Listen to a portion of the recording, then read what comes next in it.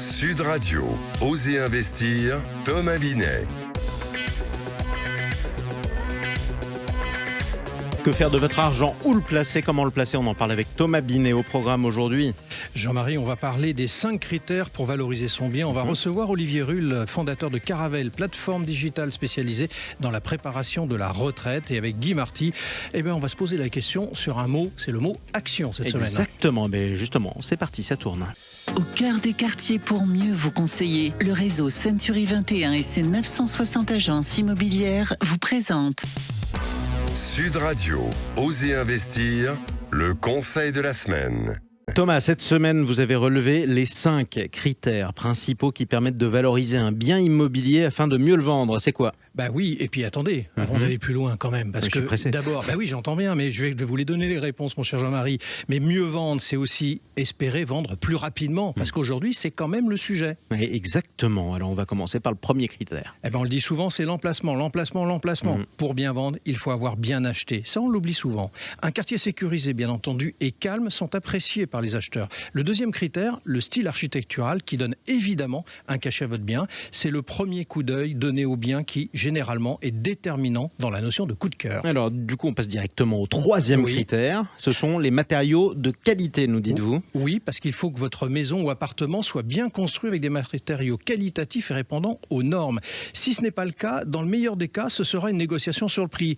Allez, dans la foulée, je vous donne le quatrième critère, c'est l'agencement intérieur. On voit bien la montée des émissions de coaching et de rénovation à la télé. Cette démarche de homestaging permet de repenser l'aménagement intérieur, de le dépersonnaliser, afin de permettre à l'acheteur de se projeter. Allez, le dernier critère, il concerne la rénovation énergétique. Indispensable aujourd'hui avec le diagnostic de performance énergétique, on ne peut plus passer à côté. De surcroît, cela devient une véritable préoccupation des acheteurs. Ces derniers voient des sources d'économie au quotidien afin de réduire leur facture énergétique. Et juste un bémol sur le premier critère que relèveront nos auditeurs toulousains, bordelais ou nantais. Il arrive aussi qu'on ait acheté il y a 20 ans un bien dans un quartier qui était calme et dont la sécurité malheureusement se dégrade lourdement, ce qui n'arrange pas les affaires du vendeur. Tout de suite, on accueille votre invité de la semaine, mon cher Thomas. On est avec Olivier Rull, qui est fondateur de la plateforme digitale Caravel, spécialisée dans la préparation de la retraite. Bienvenue à vous, vous êtes l'invité de Thomas Binet, Olivier Rull. Bonjour. Dans un rapport de la Cour des comptes de mai 2023, un nouveau retraité sur 7 ne touche pas le bon montant de retraite en raison de multiples erreurs qui pourraient être évitées. Donc la meilleure façon d'éviter ces désagréments, a priori, est de vérifier tous les ans son relevé de carrière sans attendre son départ à la retraite, d'autant plus qu'avant c'était 55 ans, maintenant on peut le faire tous les ans. Comment analysez-vous cette situation ? Bonjour, merci pour l'invitation. Alors en effet, la retraite, il y a pas mal d'erreurs constatées. Oui. Et à la fois, elle provient de la dématérialisation qui s'est opérée. C'est-à-dire qu'historiquement, on avait beaucoup de petits papiers pour nos salaires et c'était un petit peu perdu. Et donc, on se retrouve à 62-64 ans aujourd'hui avec la reconstitution de toute sa carrière. Ça peut paraître compliqué, surtout pour les personnes qui n'ont pas eu la rigueur d'entretenir l'ensemble de leur bulletin. Alors, effectivement, vous dites reconstitution de carrière, et c'est vrai pour les plus anciens qui nous écoutent, parce qu'ils ont commencé à travailler à une époque où l'informatique n'était pas présente, donc la dématérialisation ne pouvait pas opérer. On est bien d'accord, c'est ça le constat en fait. Tout à fait. Alors, moi j'ai relevé, j'ai essayé de regarder les zones à risque pour les auditeurs. Ce sont les périodes d'apprentissage, de service militaire, donc pour les plus anciens, les périodes de chômage, ainsi que le cumul, ça c'est intéressant, de plusieurs statuts en même temps, donc, mais aussi les congés maternité, les maladies. Est-ce que j'en ai oublié, Olivier Rull ? Je ne crois pas. Je pense que le principal sujet, nous, qu'on identifie, c'est le cumul, aujourd'hui, des statuts. En même temps, c'est je suis auto-entrepreneur, je suis au chômage, ou je suis auto-entrepreneur, par exemple, j'ai un travail en même temps. C'est ça, c'est cette difficulté de constituer en même temps sa carrière. Exactement, c'est être dans plusieurs cases à la fois qui perd l'administration.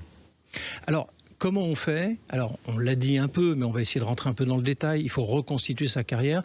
Imaginons que je sois dans cette situation, ou j'imagine peut-être être dans cette situation, et je ne veux pas me faire léser, comme un Français sur 7. Qu'est-ce que je dois faire ?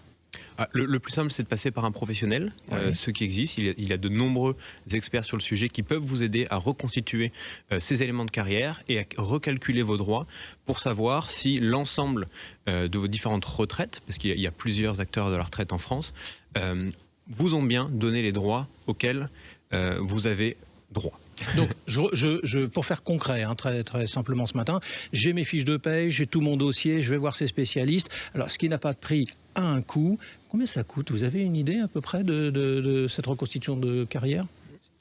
Ça dépend de l'accompagnement qu'on recherche, mais ça peut être entre, je pense, à partir de 150 à 1500 euros. En fonction du statut de chacun. Exactement. D'accord. Alors, toutes les réformes de retraite, on a vu, il y en a eu. On pense qu'il y en aura encore, hein, bien évidemment. Il faut consacrer une partie de ses revenus, hein, c'est ce qu'on nous explique de plus en plus, dès le premier job, dès le plus jeune âge en fait.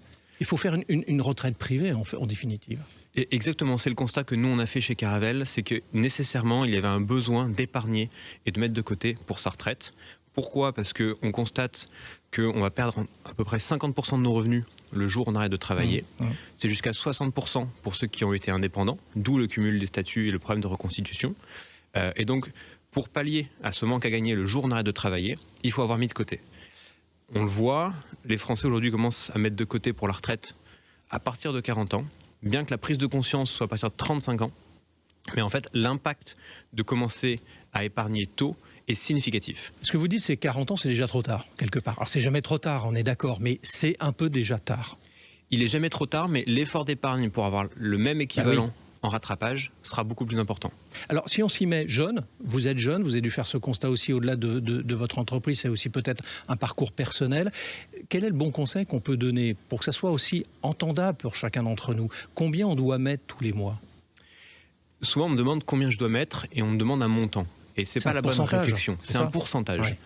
Nous, on considère que dès 30 ans ou dès le premier emploi, il faut mettre 3 à 4% de ses revenus mensuels dans une logique d'épargne retraite. On pourra reparler d'où investir ces éléments-là.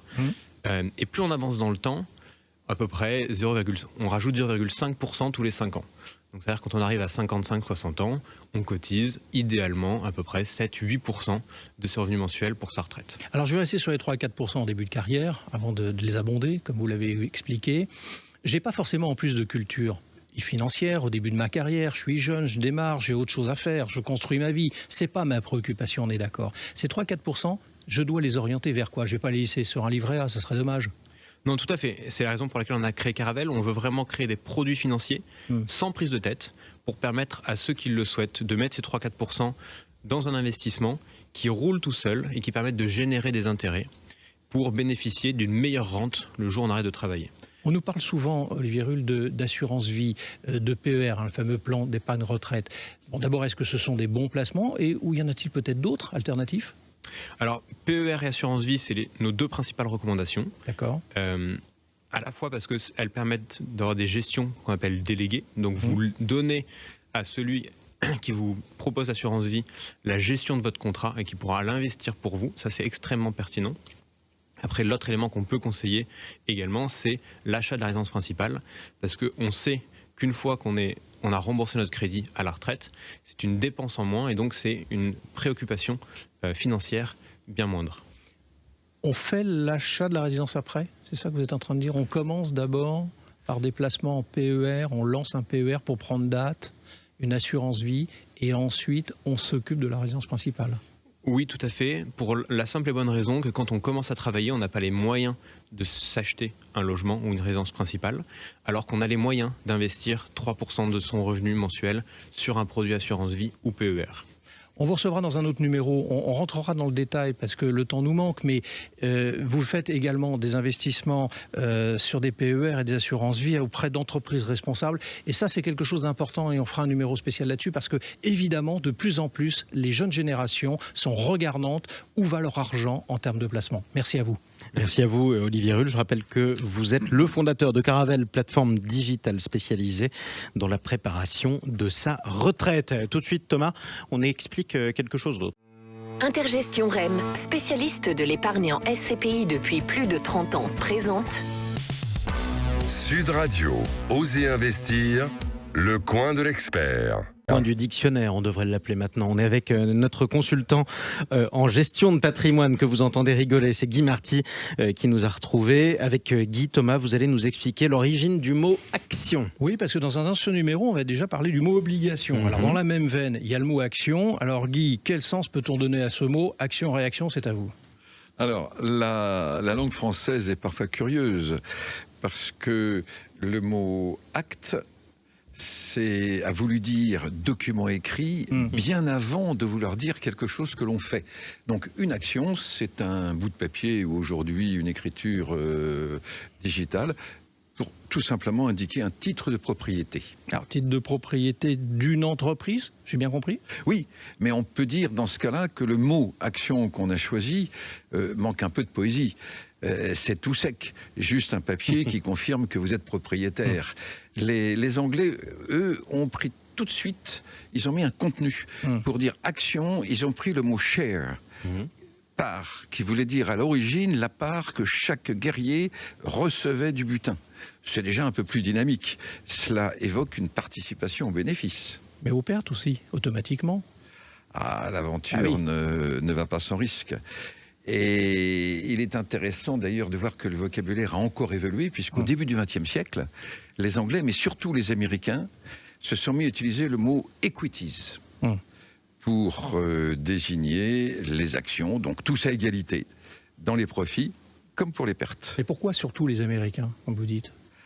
C'est une façon d'insister sur le fait que tout le monde a la même chance. Vous auriez acheté du Google ou de l'Amazon ou du Apple au tout début de ces entreprises, vous auriez multiplié votre mise par 200, 300 000.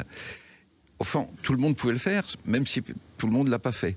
C'est la version égalité des chances vue par le rêve américain. Et on rappelle d'ailleurs que le mot Action est aussi devenu le nom de la marque préférée des Français. C'est l'enseigne de distribution Action. Merci beaucoup Guy Marty. On vous retrouvera un prochain dimanche, dont acte si j'ose dire. À bientôt Thomas. Avec grand plaisir. Sud Radio, Osez investir, Thomas Binet.